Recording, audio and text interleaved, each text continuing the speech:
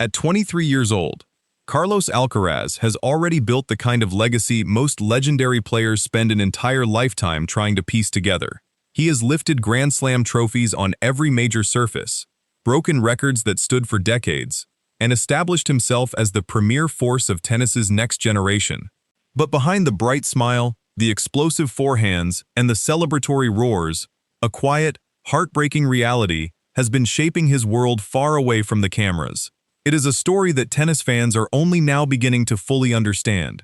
Because while the public sees a world number one operating at the absolute peak of human performance, those closest to the Spanish phenom know that his rise was never just a solo journey.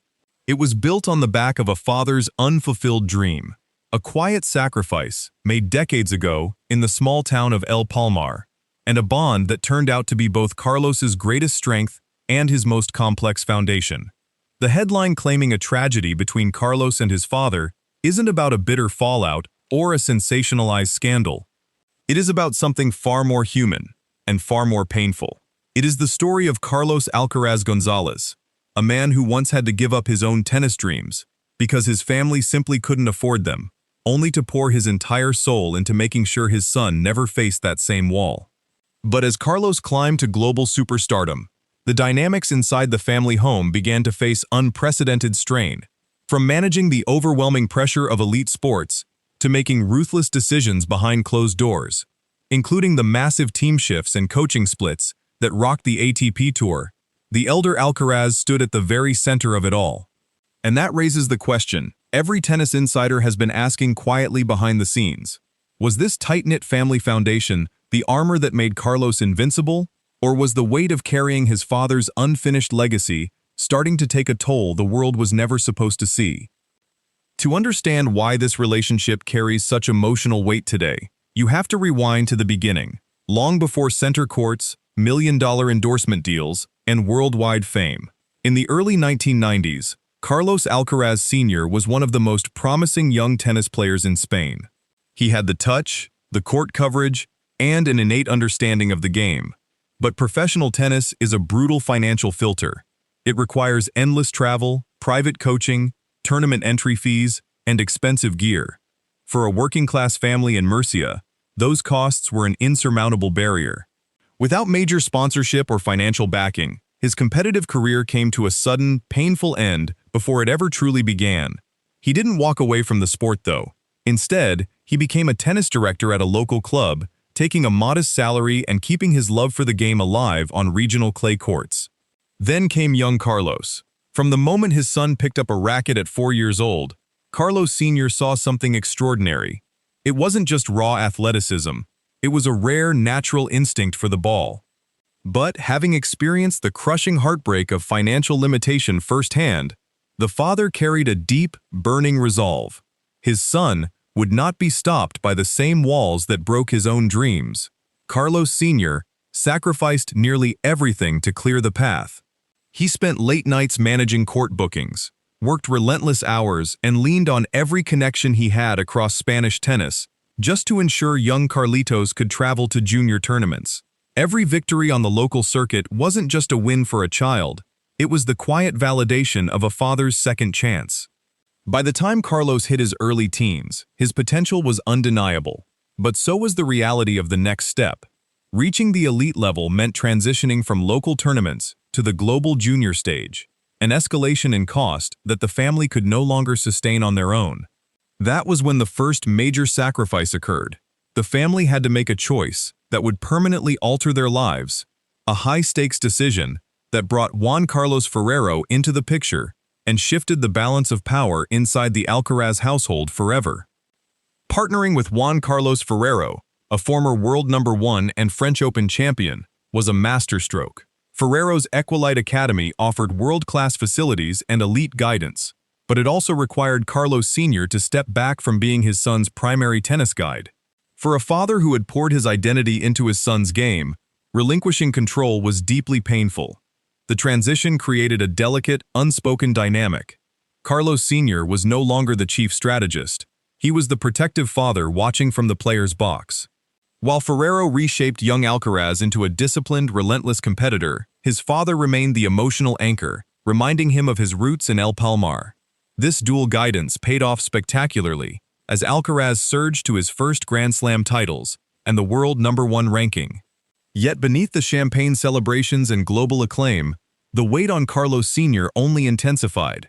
Every travel itinerary, financial decision, and public appearance brought incredible pressure. The father who had once struggled to afford racket strings was now overseeing a multi-million-dollar global brand. He wasn't just supporting a son, he was helping run an enterprise, all while trying to protect a young superstar from the predatory temptations of the sports industry. Then came the moments where the line between supportive father and overprotective guardian began to blur. Reports began to surface regarding the intense oversight surrounding Carlos's inner circle. From managing schedule demands to monitoring training loads alongside Ferrero, Carlos Senior was involved in every detail.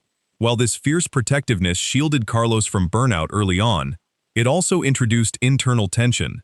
As Carlos matured from a teenage prodigy into an independent young man, the struggle between paternal protection and personal autonomy became impossible to ignore. The ultimate test arrived when public scrutiny reached a fever pitch, not over a lost match, but over the quiet, emotional sacrifices happening behind the scenes to keep the Alcaraz machine running.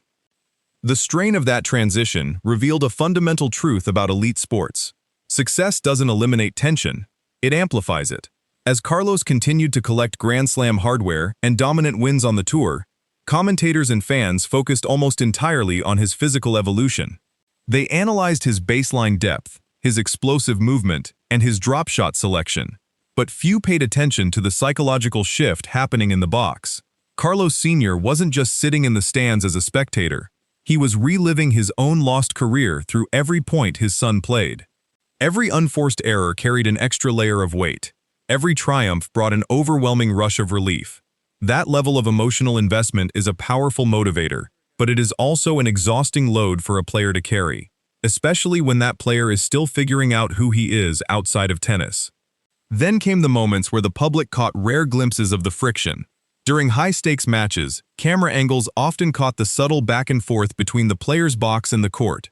While Ferrero delivered calm, tactical adjustments, the emotional energy from Carlos Senior was raw, unfiltered, and intensely protective.